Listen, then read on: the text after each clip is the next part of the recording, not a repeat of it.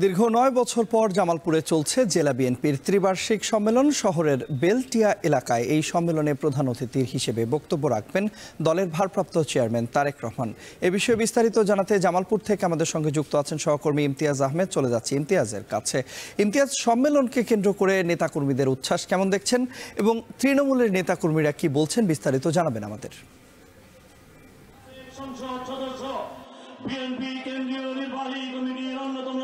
দীর্ঘ ৯ বছর পরে জামালপুরের বেলটিয়া এলাকায় জামালপুরের ৭টি উপজেলা ৮টি পৌরসভা তৃণমূল হাজার হাজার নেতাকর্মী একসাথে হয়েছেন। দীর্ঘ ১৭ বছর তারা যেটা বলছিলেন যে বিভিন্ন মিটিং মিছিল থেকে শুরু করে তাদের উপর, দলটির উপর যে ধরনের নির্মম অত্যাচার চালানো হয়েছে তারা কিন্তু তাদের দলীয় কার্যক্রম চালাতে পারে। আজকে এই ত্রিবার্ষিকী সম্মেলনে একেবারে নেতাকর্মীদের মিলন মেলা পরিণত হয়েছে এবং ইতিমধ্যে কেন্দ্রীয় নেতাকর্মীরা এসে হাজির হয়েছেন।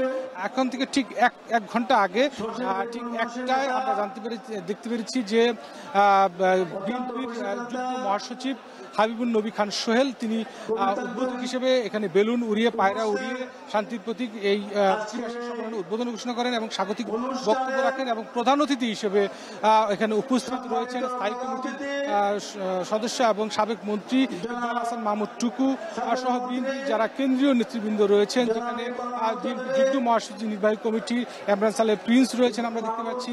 এছাড়া বিএনপির জাতীয় নির্বাহী কমিটির সাংগঠনিক সম্পাদক জনাব মোহাম্মদ শরীফুল আলম রয়েছেন, সেই সাথে সহসাংগঠনিক সম্পাদক বিএনপি জাতীয় নির্বাহী কমিটি আবু ওয়াহাব আকন্দ সব বিভিন্ন উপজেলা থেকে, ইউনিয়ন থেকে, পৌরসভা থেকে নেতাকর্মীরা কিন্তু এখানে বসেছেন এবং এখানে দিক নির্দেশনা শুনছেন।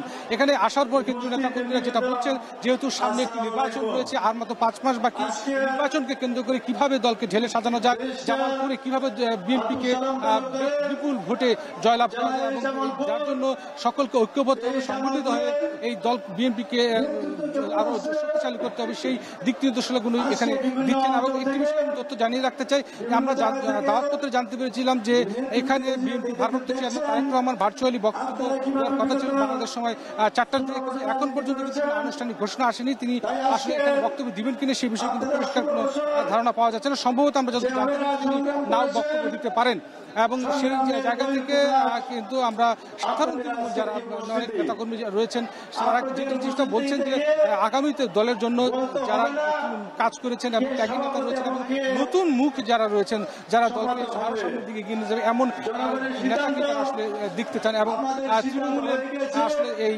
নেতা কর্মীরা যাতে দলকে আরো সুসংগঠিত করে সেই বিষয়টি কিন্তু জোর দিচ্ছেন। পাশাপাশি আমরা যত জানি ২০১৬ সালে কিন্তু সর্বশেষ মির্জা ফখরুল ইসলাম আলমগীরের উপস্থিতি থেকে এখানে কিন্তু কমিটি গঠন করা হয়। তারপর থেকে দীর্ঘ ৯ বছর পরে আবারও জামালপুরের এই ত্রিবার্ষিকী সম্মেলন অনুষ্ঠিত হচ্ছে এবং সম্মেলনের এখন মাঝ পর্যায়ে রয়েছে। আমরা দেখতে পাচ্ছি কেন্দ্রীয় যারা নেতৃবৃন্দ রয়েছে বিএনপি, তারা এই নির্বাচনের সহ এবং দলকে কিভাবে সুসংগঠিত করা যায় সেই বিষয়ে কিন্তু তারা বক্তব্য রাখছে। এখনো সম্মেলন আমরা নিশ্চয়ই পরবর্তীতে আরো বিস্তারিত জানানোর চেষ্টা করবো। তন্ময়, এই ছিল জামালপুর থেকে আমার কাছে সর্বশেষ।